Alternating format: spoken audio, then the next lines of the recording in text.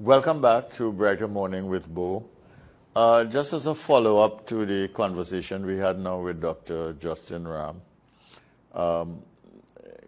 yesterday in the newspaper, in the Express, there was a story, CARICOM issues declaration ahead of COP26, and some of the issues that were raised there in the declaration, and this is recorded like 3 days before the actual event.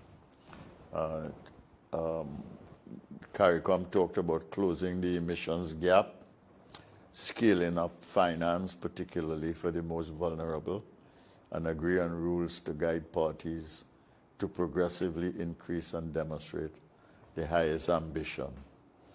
And the CARICOM wants improved modalities of access for the region to climate finance, including at the subnational and local level, direct access modalities, as well as direct financing mechanisms. So you can see here that the Prime Minister of Barbados took an initiative that is in keeping with CARICOM positions and aspirations. But if it works out, and it works out well, and I know Professor Prasad, he has been on this program, if he is leading it, it will work. Professor Prasad is someone that we should have made use of in Trinidad and Tobago, but we did not do it. When we were doing the insurance bill, when I was a member of the government, I had asked for him to come here and advise on the preparation of that bill, but that was not to be. And so we lose our best people, and they go everywhere. We're going to lose our young people coming out of the university to other more enlightened countries because we cannot provide for them. We lose our best people because the political landscape is so backward and divisive and objectionable. And we lose our talent to other parts of the world because we don't want to take good advice, we don't want to listen to people, we don't want to acknowledge that other people know things that we might not know, or are thinking things that we might not have thought about. And I want to tell you that this belligerence and backwardness that characterizes society in Trinidad and Tobago is going to ultimately lead to our downfall if we are not prepared to do something about it. Thank you very much for listening. We go on now to our other guest, who is Mr. Watson Duke. And what I will do, first of all, is play a recorded interview which I did with him about 2 weeks ago. It is still relevant today. It was not played during the time I was away, so I'm going to use it now. And following that, I will have a direct engagement with Mr. Duke live. So let's go to the video. Good morning. This is Brighter Morning with Bo. Welcome to MCTV, Multicultural TV, and I am Bo Tiwari. We are talking this morning to Mr. Watson Duke. He is the head of the PSA, and he is also the leader of the PDP in Tobago. And we will talk to him in a very short interview this morning on both his response to the budget and the political prospects. Good morning, Mr. Duke. How are you? Good morning, Dr. Bo. It's a pleasure to be with eminent persons like yourself. Oh gosh, thank you. I am also in good company. Thank you very much. And I saw a little clip of you in the news this morning, and you were talking on a political platform. I must say that you were quite articulate and clear. I think your communication as an individual political leader and figure, I think your communication is quite good. Is that something that you focus on, trying to communicate with people well?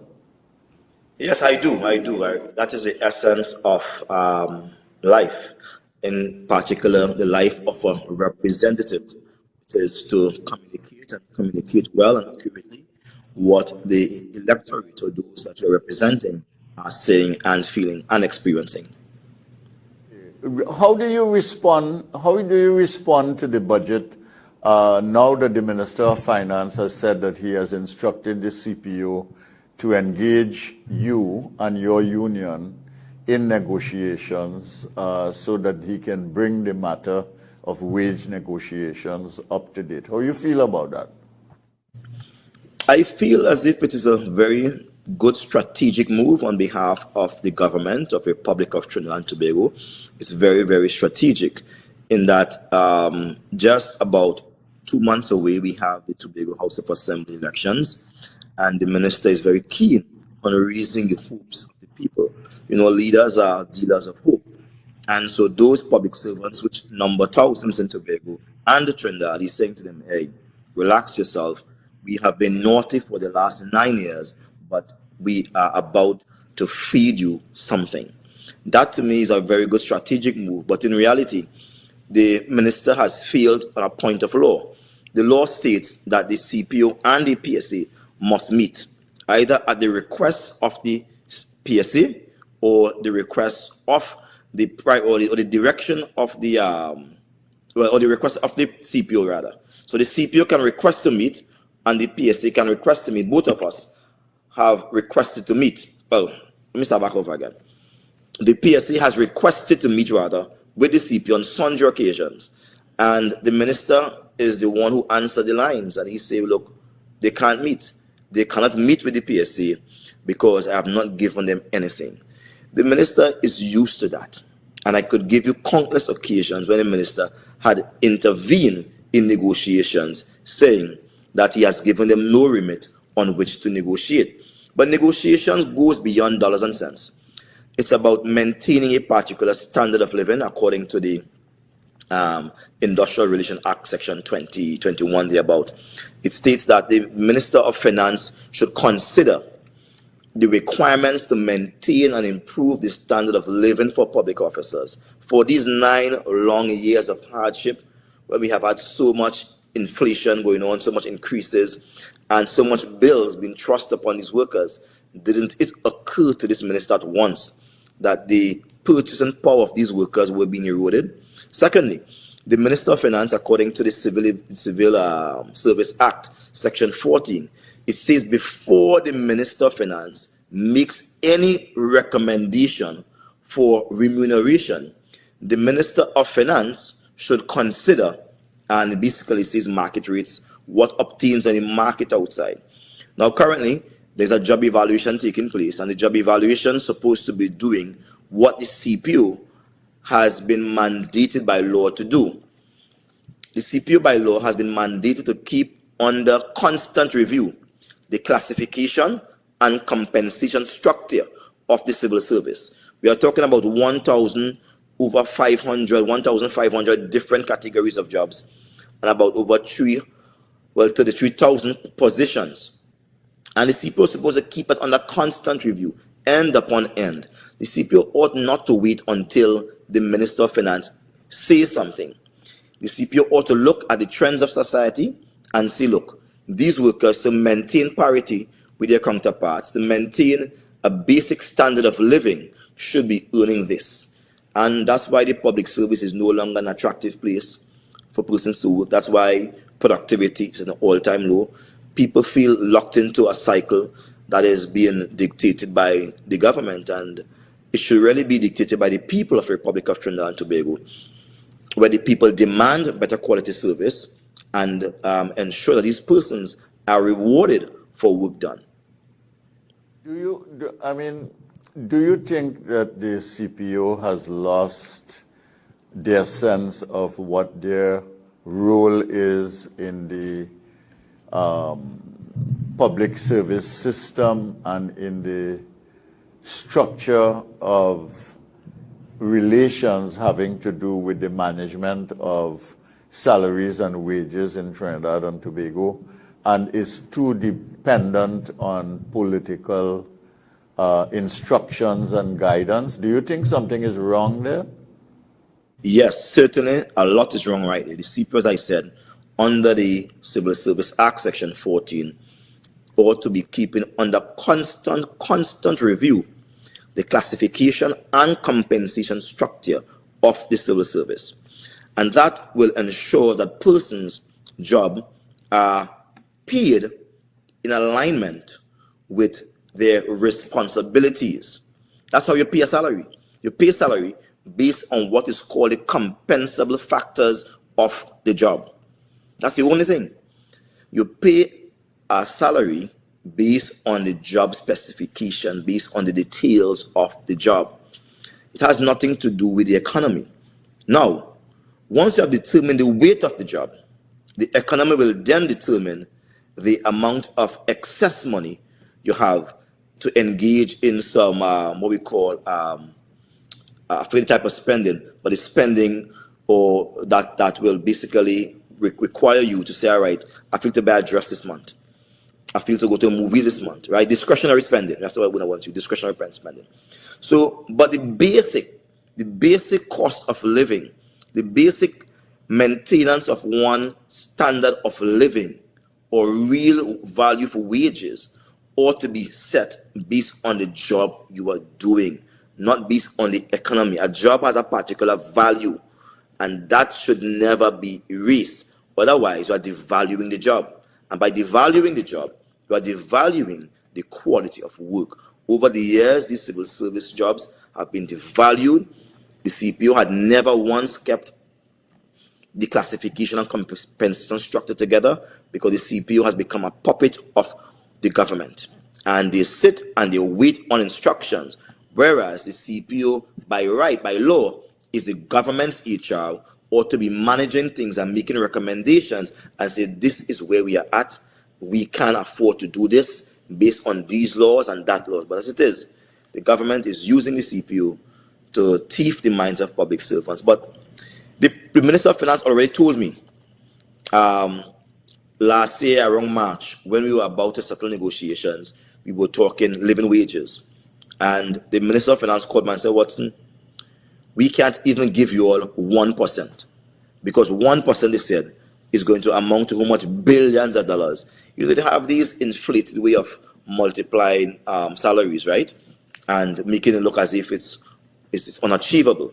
So he's saying that. My thinking is, if he couldn't do it last year, when we were at the dawn of COVID, what about now? We are steep into COVID. We have spent, we are battling with so much different changes in the global environment. How could you now afford your 1% and a 5% you want to give people? And what is the true cost that is required to maintain the standard of living? One has to look at inflation and try to put back the money that inflation has eroded from the worker salary. So right now, workers may be at about 65% of their true salary compared to what it was in the year 2013. Now, I hope I'm not making it complicated when I say things like that. But the worker salary in 2013, that's the last... You mean real wages and purchasing power? That's right, that's right. Yeah. So you think there's a certain amount of insincerity in the attitude of the government to legitimate negotiations with the union then? Yes. Because how could you, when things were rosy, there was no COVID, how could you look at the nation and say to you that I'm giving you 0%, 0%, 0%, 0%, and then 1%? He said that, and then he laughed.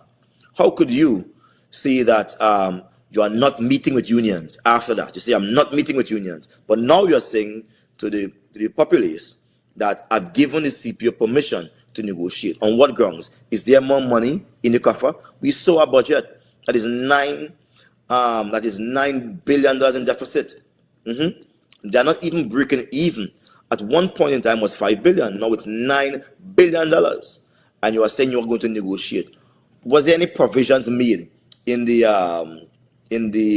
book for expenses and expenditure, etc., for the payment of salaries? None. There was no provisions made in the expenditure book. So let me ask you a hard question, right? Please. Brace yourself. I'm asking you a hard Yeah. question. If the government were to call you and basically take a position that they're going to meet with all unions in Trinidad and Tobago that have anything to do with the government, and this would include the entire government sector, including state enterprises, etc. And they say, look, we will need to have a frank talk, and we are going to tell you what our position is as a country, and we need to work out a modality in order to bring the country to, what can I say, recovery, growth, development, etc. And we want to work with the unions on a long-term strategy to achieve that, and we want your cooperation. How would you respond? Well, first of all, we will ask them to justify their position, bring the data, let's see the data. Once we see the data, we would be in a position to go further than that. We are not opposed to meeting the government at its point of need and negotiating. Money isn't everything, but certainly the quality of life a civil servant, a public officer enjoy means everything. And the quality of life of those persons must not be diminished, while the lives of the prime ministers and the politicians are increasing. They continue to enjoy tax benefits and tax breaks, etc., while the public officers receive none. We are saying there have to be an evening of the scale. There have to be a true and genuine effort for the government, business, and labor to come together and solve these problems. Even the business must decide they can't carry up kiss bread. Business must decide that they cannot carry up rent, they can't carry up this, they can't carry up that, because all of us must work together to build this nation. And that's what I'm talking about. It's a national thing, and every single person must become involved, not just the workers. So you are prepared to be part of a harmonious solution for a stable and collaborative society going forward then? Yes. But the conditions must be right. That's right. And that's why I'm in government. Yes. Okay. I want to ask you one final question. We coming to the end of time now. I'm not going to be able to ask you anything more. Besides your union activities, though, you are a political leader of a political party. It is a national party, but you are resident in Tobago now because of the Tobago House of Assembly elections. Yes. How do you reconcile your union involvement and leadership in Trinidad and Tobago and your political involvement in national politics, leading a political party and battling really for the control of the House of Assembly? Explain that in a way that people in Tobago as well as people in Trinidad will understand. The union is the bedrock of workers' struggle, and the working class is the bedrock upon which society is built. Without working class people, no society can develop, it can expand. There will be no services offered, no services gain, etc. So that's where I start my political work. However, there's only so much a union officer can do in this country. You can beg, you can kick, you can call, but you depend upon the employer, the government, and those that depend upon the government, private sector, etc., to be able to give you what you are requesting. We in the PSA, we want to go further than that. We believe that we should be in the boardroom, we should be in the cabinet, we should be in the parliament, we should actually be legislating laws that will bring about more social justice for the working class and for those who are in dire need. And it's in that vein I'm seeking to bring about this equilibrium, this social justice, this compact that the state has with the people to ensure that they have equal opportunity to education, equal opportunities for employment, equal opportunities to access health care, and etc. that social justice speak to. So I see politics as a bigger circle than labor. In other words, labor is a subset of politics, and I definitely wish to improve the lot of my people in Trinidad and Tobago So I'm heading to the bigger circle, politics, so I can improve the lot of workers and also business and also the thinkers of our society, so to speak. All right, this is the last question, so you're going to have the last word on this, which is what do you want for the people of Tobago? Just tell me three things. You don't have to elaborate. Just tell me the headline. Tobago requires self-determination, the right to determine its own political status without any external influence, the right to pursue its own economic, social, and cultural development. No, so that is the summary of what you're going to say, right? You're not going to add anything more. All right. Well, I'll be want to do that within our Republic of Tobago. I don't have the time. I wish I did. Nice. I'm going to ask you back on again because, I mean, the campaign is going to be on. So I'm going to ask you back on again. But I want to thank you for coming on this morning. And I thought that you were very lucid in this interview. I'll be quite frank with you. And very, very clear. And there was, I think, a good explanation of the context of things, both from the union point of view and from the Tobago point of view. And I want to thank you for your contribution this morning. Thank you so much, Dr. Botiwari, for having me. Continue to have a nice day. All the best, and this is Brighter Morning with Bo. Thank you for watching, and this is MCTV, Multicultural TV in Trinidad and Tobago and the Caribbean. Welcome to Lifetime Solutions, where you can trust your roof to us. Our services include custom fabrication, steel framing, roofing installation, on-site roll forming, roofing maintenance and services. Call 223-ROOF or 223-7663 for a quote today or visit our website www.lifetimesolutionstt.com. Lifetime Solutions. You can trust your roof to us. Call 223-ROOF or 223-7663 for a quote today or visit our website www.lifetimesolutionstt.com. You did the right thing. So now we're giving you things. Republic Bank thanks you and wants to reward you for getting vaxxed. Win $5,000 in prizes every week, plus one of 2 cars in December. You took care of your health, and now we're taking care of you. $5,000 and a chance to win a car. See press and log on to republictt.com for details.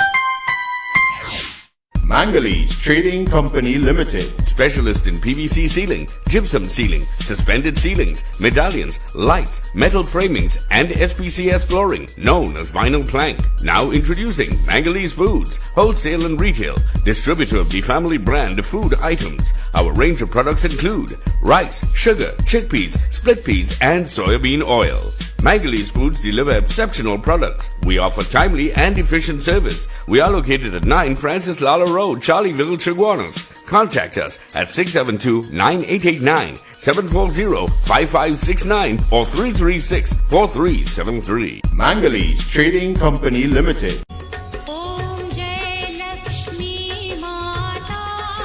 As we celebrate the festival of light over darkness, let Magic Mist Services Limited take away the hassle of your Diwali home cleaning and maintenance needs. With our team of professional service team members, we will ensure your home receives the magic touch. Give us a call today at 638-6675 or 332-5522. Shub Diwali from Magic Mist Services Limited.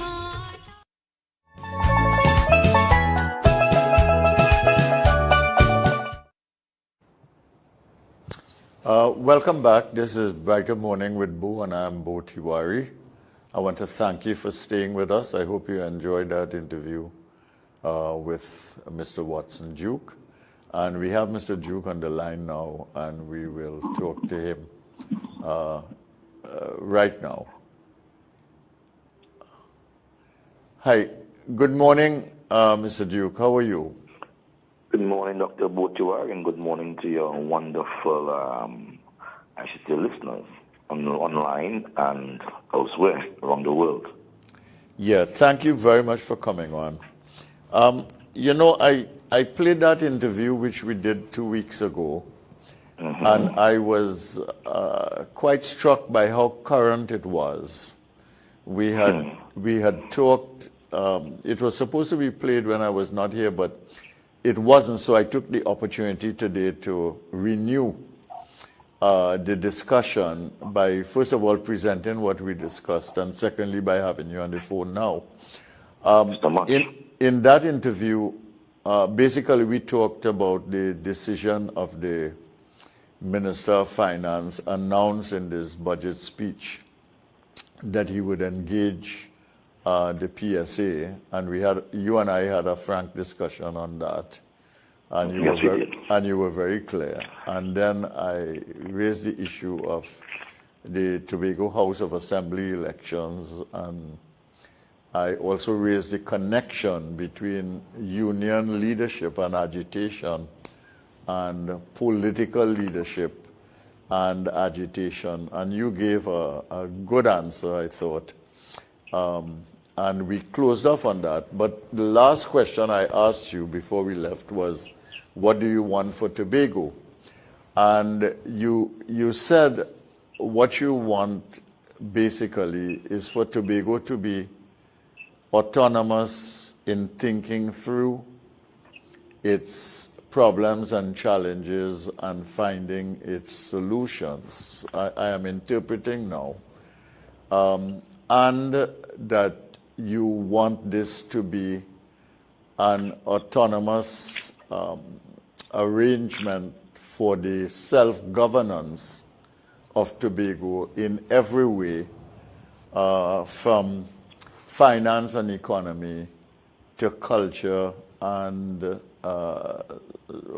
social development, really, basically. So I wonder if I could start with that and ask you to elaborate a little bit on what you would like to see for Tobago that is different from what obtains now. All right, thank you very much again for the opportunity, Dr. Bowen, and thank you for listening and placing such great confidence in that interview we had. Indeed, it was an exchange between minds and ideas, and I'm happy that it resonated well with you and perhaps your audience. Raise the volume now. Okay, you hear me clearly? Yes, I'm hearing you now, yes. We're raising the volume on this side. Okay, yeah. Your volume, my lovely, nice. So, again, I say thanks again. When in Tobago we speak of self-government, it does not mean independence. I repeat, when in Tobago we speak of self-government, it does not mean independence. We understand that Tobago was once an independent state and Trinidad was once an independent state, separated apart from each other. They were worlds apart. While they were all governed by the British, Tobago was independent in the 1800s, 1700s, 1800s. Tobago was fully independent with its own constitution, etc., though run by the British. Trinidad was a colony, meaning that they were not allowing persons to elect their representatives, and the Queen would have had full sway, administratively, full sway over what happened in Trinidad. Tobago elected a plantocracy government, meaning planters who had money and have the age and were male, etc., to vote and to pass legislation, etc. Let me just heighten that a little bit. Tobago was so much involved in deciding their own destiny that in the early 1800s, when Napoleon was busy trying to conquer the whole world and become leader for life, France had just taken over Tobago for a little bit. And Tobago House of Assembly would have voted on Napoleon being, ruler for life, so to speak. All right? Because Tobago had a say. That time, the governor for Tobago was a French governor, and he placed the item to be discussed among the assemblymen. And because the governor came and the governor was not bullish, he was not forcing them to change the laws and do certain things. He adopted the English laws and he said, let it remain. And he treated them with respect and allowed them to continue to manage under the watchful eyes of the French government. They decided to support wholeheartedly 100% vote for Napoleon to become governor for life. So we participated in that. It shows where he came from. In the late 1800s, 1889, we were merged with Trinidad as a ward, right? Not Trinidad was made a ward to Tobago, you know. Tobago became a ward of Trinidad, yet it was distinct. They should have said Trinidad, and that was it. They said Trinidad and Tobago, because Tobago was always an appendage. Tobago was not something to be subsumed by Trinidad or consumed by Trinidad or amalgamated by Trinidad. So there was always a distinct title, Trinidad and Tobago. The British did it like that for a particular reason. So when we speak of self-government, we have a history that goes way back beyond Trinidad and Tobago independence. We have a history of separate culture, separate social development and economic development, etc., than from Trinidad. And so these things we want to pursue within an integrated relationship. I repeat again, we want to pursue these things within an integrated relationship, because the world today is far more stronger with states joining together than separating. Hence, we have a whole lot of unions, the African Union, the European Union, the Organization of American States, the Eastern Caribbean. You know, there are a lot of people coming together to merge their strengths so they can be stronger as one. And we believe Trinidad and Tobago is stronger as one, but Tobago has been suppressed by bad governance, in particular bad P&M governance. I want to make it absolutely clear. Bad P&M governance. They have governed the longest time, and they have never consulted Tobago on any single issue. They never ask us what we want as our political status. They just give us a status as a ward. They maintain it as a ward. We could have changed that status. And to change that status, Dr. Botiwari, it would have meant Trinidad and Tobago would have become equal states or equal islands with that equality of planning their own economic future, social development, and cultural development. Currently in Tobago, it is Trinidad who is planning our economic development. They said to us, agriculture. But after Hurricane Flora, they have never done anything to boost agriculture in the country. Even after when the British agriculture had died and the British West Indian Bank had collapsed and sugar had collapsed because it was replaced with beet, and it was no longer profitable to run a sugar economy in Tobago, and they put us as a ward with Trinidad. Tobagans were still producing a lot of ground provision and exporting to Trinidad, etc. By the hundreds of thousands of pounds and etc., etc. They were pushing that down to Trinidad and other places. That was in the early 1930s, etc. And then after Hurricane Flora, they said, well, they're going to push agriculture more in Tobago. And everything is beginning to go down. Right now, the banana we eat comes from Trinidad. The coconut that we grow comes from Trinidad. Things like that will be grown in Tobago. The orange we suck comes from Trinidad. That we can't get lower than this insofar as destroying agriculture economy. So agriculture is dead. We export nothing, we trade nothing to Trinidad except a little handbag of goods that we carry down to trade with Trinidad. The CARICOM boat does not stop in Trinidad, so there's no exchange of a one sheep with a one goat or anything like that. It just passes and goes straight to Trinidad because there's nothing to trade whatsoever. We want to fix that. Trinidad has further compound the nonsense by saying to Tobago, you know what? We are going to give away 12 acres of prime real estate land in Cove Industrial Estate. I repeat, Cove Industrial Estate, an industrialized environment created for industries like manufacturing, etc. They are using that now for agriculture. And they've given it away to their friends in Trinidad and the financiers, etc., to say, hey, look, take 12 acres of land to plant strawberries. Think about it, strawberries. Is this the best crop that Tobago can grow to export? How professional are we in that? How scientific are we in that? How technical are we in that to say we're going to grow strawberries to export? And is it a case that they're going to block the market now, that they're going to block the importation of strawberries, and they're going to use it here? How many persons buy strawberries here in the first place? What type of strawberries are we having? Why not look at the sea grapes, the Tobago sea grapes? Why not begin to plant more of that? Why not look at the Tobago coconut? It's different from the Chinese coconut. Why not look at the Tobago cassava, the butter cassava stick, the yellow cassava? Why not look at bene? We have lost bene. Instead, we have sesame seed, and we call it bene balls. Why not look at bene? Why not look at something? Why not pink grapefruit or shaddock? Why not these things? Who is planning the economy for Tobago? Are persons who sit in Trinidad in the ivory towers and they decide what's good for Tobago. Then they come to tourism. They say, let's go tourism. And for what we know it, tourism has died in Tobago again.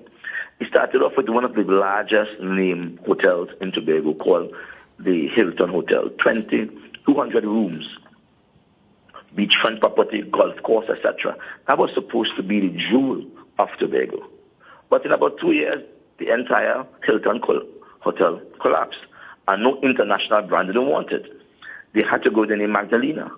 Currently now, Magdalena has more rooms non-functional than rooms functioning. There's a lot of repair work that needs to be done on it. And it's not making money. It's a loss on the state. How come that Hilton in Trinidad still remains with the name Hilton, but Hilton Tobago has changed and has deteriorated or has plummeted economically? Then all the other hotels have now closed. We have Cocoa Reef closed, Grafton closed, Liga and Colon closed, Turtle Beach, which is now called a Starfish Hotel, closed. All major hotels on the island closed. Guest house are going into the bank and begging for concessions because COVID has destroyed them. And on the heels of that, the government comes and they give away 28 acres of prime land to their friends and financiers, whosoever those persons be in Trinidad, and say to them, come, build Marriott Hotel. Build Marriott Hotel. Marriott Hotel has been built on a reserve piece of land that had a fort on it. That was once a fort.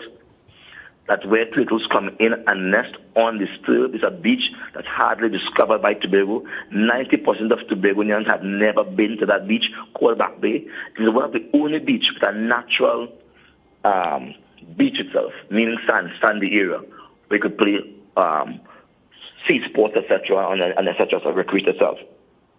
Very beautiful beach, and they're giving it away. That beach is locked in by land, and when you give that 28 acres away to their friends in Trinidad, their high-flying friends, that beach will now become a private beach, and Tobagonians will be pushed out of that beach. Instead of creating dignified access to the beach, road reserve for the beach, and putting things by the beach, and then you could say, all right, we're going to preserve the fort area, turtle nesting, etc., but you must build your hotel within the confines of all of these things. Let's see your plan. Let's see your method statement. How are you going to achieve this?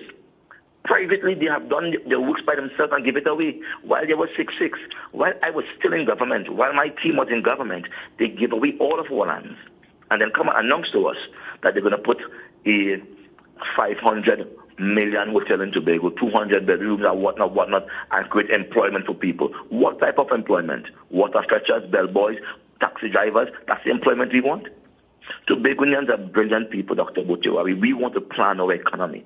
Give us a chance to have a say in our own economic development. We may decide in Tobago we want to go with more eco hotels rather than these big booming hotels and compete with Barbados and we don't want to compete with these people. We might say we want to create more trails for hiking, more sites for diving, and preserve our environment. No one has included us in that idea. No one. And for this, we are saying Tobago must plan its own economic development. That's what we mean. We must decide what type of economy we want. And secondly, we must be able to fuel that economy from finances that we can acquire beyond the Trinidad. They are limiting our development to $250 million per year. $250 million per year. That's our development budget. All right? So anything you want to do outside of recurrent expenditure, pay salaries, run-of-the-mill projects, you have $250 million to do that. That is not even worth toilet paper. That's madness. All right? We know the restoration of an already built building called a Red House. Just to paint it and cover it with roof and change a few new chairs cost over $500 million. That's about 2 years recurrent budget for Tobago. A whole island that is way behind. A whole island that is a ward that you're supposed to be taking care of. You are simply taking all the funds, keep it down there. When you give us some funds, people are thinking it's a gift. No. We never had a chance to develop our own economy, and because of that, you ought to allow us to develop an economy. So should in case anything happens, we can run independently and we can assist Trinidad in the time of trouble. This is what we're talking about. We want to be able to go beyond the shores of Trinidad, go to the IMF, the Caribbean Development Bank, the World Bank, and say we want a loan. Over the Chinese, anyway, we want to go. We must be able to go and say we want a loan to develop a cruise ship complex. We want a loan to develop ecotourism. We want a loan to develop our human resources and make them the best hospitality people in the world. We must be able to say that. But we can't say that. So Tobago is saying this is about creating our own economic development. I hope you are hearing me, Dr. Butuari. Yeah, I hear you loud and clear. If I took too long, I just wanted to hammer that point home a little bit. No, I hear you loud and clear. I mean, you basically presenting an alternative view of development. Yes. I want to ask you something. I mean, the House of Assembly now employs the largest number of 70% of the workforce on the island. 70%. Yes, the largest number of workers in Tobago.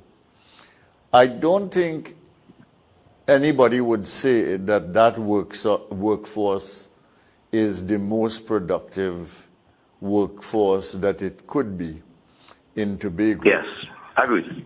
At the same time, you have, I mean, based on what you have said, significant underdevelopment taking place in Tobago, which is that nothing on the production side, on the indigenous side, on the capacity to self-develop and to earn is taking place at all. And the model of tourism you are saying is also wrong. That's right. What would you, if you were able to win 8 or more seats in the House of Assembly, do initially, I would say in the first year or in the first few months in terms of strategy and policy, that you would then implement for the next 4 years to begin the shift in Tobago? Well, the Progressive Democratic Patriots is truly progressive, and we're democratic and we're patriots. Because of that, our concept, I say our, it's not Watson Duke, it's not Farley Shepherd, it's Augustine, it's our, mean the people who represent their constituencies, all 15 of them, would be able to go back to our constituencies and set up what is called a community council that involves the entire district, all right, the entire electoral district. And if you have 15, that is 15 community council, different from the village council, that is. And we are going to embark upon low-hanging fruits. There are many things within the communities that we who are outside the community may not know. And so we will have to find out what natural area of interest we have that we can develop further. And when they will have listed all of those things that the community see as a priority, we are going to now begin to allocate $10 million to each community. That money is for the communities to do their own little development on a priority scale. That's going to be sanctioned by the Tobago House of Assembly led by the PDP. When we do that, then all communities would see some level of development. All communities could work towards a goal. That's a low-hanging fruit. That can be done in the first year. While we are doing that, there is a big thing we're working on called a master plan, master development plan for Tobago, where we will get town country planning in Tobago, and we'll have, again, persons from these community councils and experts from abroad, Europe, America, so that's to South America, wherever they come from, experts in land development, to look at the land in Tobago and see how we could develop the land with these major goals. There are some things Tobago need, it's going to develop, and that is Tobago need proper access road to and from the furthest point. It means that there should be a master highway from Shalloville to Crown Point. The corners cause a lot of persons in Tobago to become motion sick. All right? And they can't travel too far because as they make one corner, the next corner, the hills and the valleys sometimes prevents persons from discovering your island. And if we want Tobago to be fully appreciated, we have to make all of Tobago accessible, and so accessible in the least challenging way. So there's going to be a major highway with less corners from Shalloville to Crown Point. That's what we want to achieve within the first year. That highway will now open up all of the island to further development. People will be able to live any single where, develop business anywhere. We're going to apportion lands for some level of development, which means industrialized development, not heavy industrialized, but light manufacturing development. We are going to ensure that there are several jetties, as it used to exist before, around the island, so persons could at least carry out their fishing trade in a more serious and a dedicated kind of way. We are going to fix Tobago with a master plan within that first 4 years.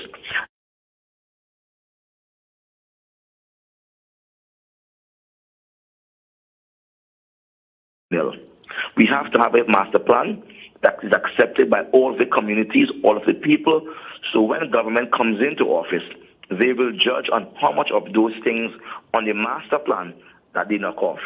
Let me see what you knock off, rather than foolish talk, walkie-talkie, walking and talking, talking and walking. We want to end that talk show. Persons must be able to evaluate government's performance based on these items on the agenda. We are going to create that whole agenda, the exhaustible list of things to be achieved in Tobago, the priorities and those that are not exact priorities. And we're going to develop Tobago in a meticulous way. All right, everyone can see and appreciate. Mr. Duke, we're going to have to go now. We can continue this discussion at another time. I would have to get all the various players in the House of Assembly election to also speak. Thank you. And I want to thank you for being with me this morning. Thank you so much. I'm very interested in the kind of plans that you are outlining.